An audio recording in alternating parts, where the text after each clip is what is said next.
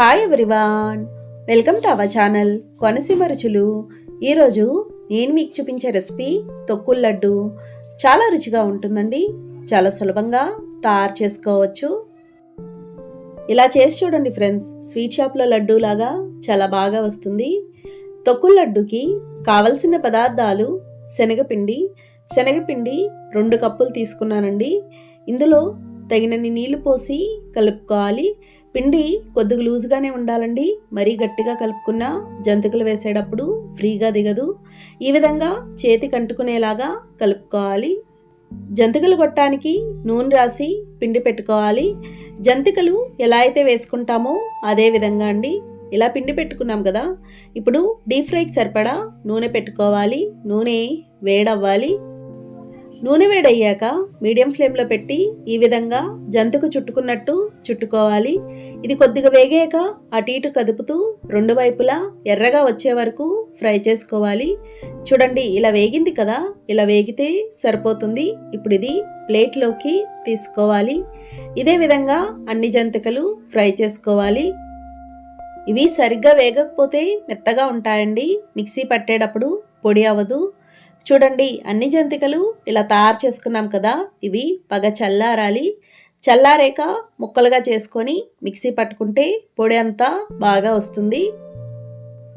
అన్నీ ఇలా ముక్కలుగా చేసుకున్నాం కదండి. ఇప్పుడు ఇవి కొద్దిగా మిక్సీ జార్లో వేసి మెత్తగా మిక్సీ పట్టుకోవాలి. ఇందులోనే 5 యాలకులు కూడా వేసి మిక్సీ పట్టుకోవాలి. చూడండి, ఇలా మిక్సీ పట్టుకున్నాం కదా, ఈ విధంగా మెత్తగా ఉండాలి. ఇప్పుడు ఇది జల్లించుకోవాలి. పిండి జల్లిల్లో జల్లించకూడదండి, ఇలాంటి దాంట్లో అయితే బాగా దిగుతుంది. తొక్కుల లడ్డూకి ఎంత మెత్తగా మిక్సీ పట్టినా సరే ఖచ్చితంగా జల్లించుకోవాలి, లేదంటే లడ్డు మొరుంగా ఉంటుంది.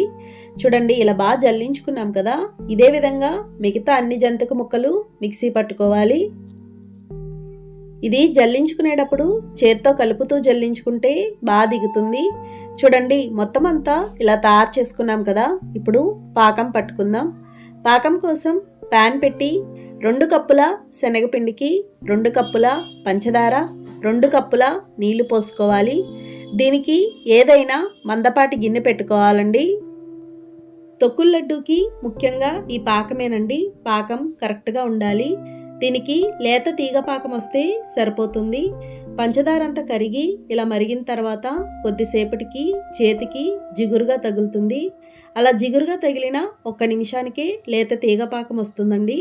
తీగ ముదరకూడదు. ఈ విధంగా పట్టుకొని చూస్తే కట్ అయినట్టు వస్తుంది కదండి, తీగ నిలబడకూడదు. ఇలా కట్ అయినట్టుంటే సరిపోతుంది. ఇప్పుడు స్టవ్ ఆఫ్ చేసుకోవాలి.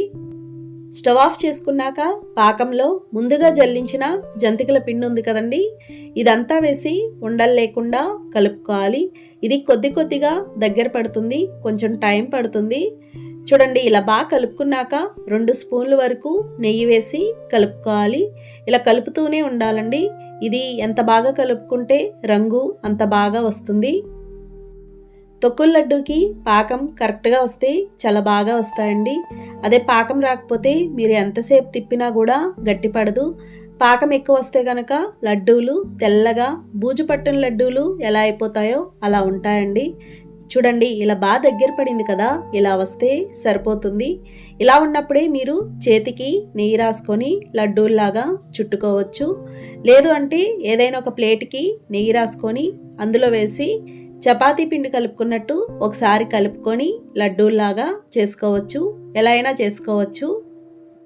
ఇదే ఇలా బాగా కలుపుకున్నాం కదండి, ఇప్పుడు లడ్డూలు చేసుకోవాలి. మీకు అవసరమైతే చేతికి కొద్దిగా నెయ్యి రాసుకొనైనా చుట్టుకోవచ్చు. ఈ లడ్డూలు కూడా గబగబా చేసుకోవాలండి, బాగా దగ్గర పడిపోయింది కదా, చల్లారితే పొడిగా అయిపోతుంది. ఎక్కువ మొత్తంలో చేసినప్పుడు 2 చేసుకుంటే త్వరగా అవుతుంది.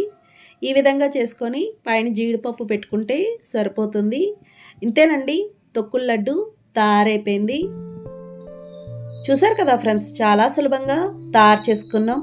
నచ్చిందండి ఈ వీడియో? మీకు నచ్చితే లైక్ చేయండి, షేర్ చేయండి, కామెంట్ చేయండి. Thank you for watching. Bye.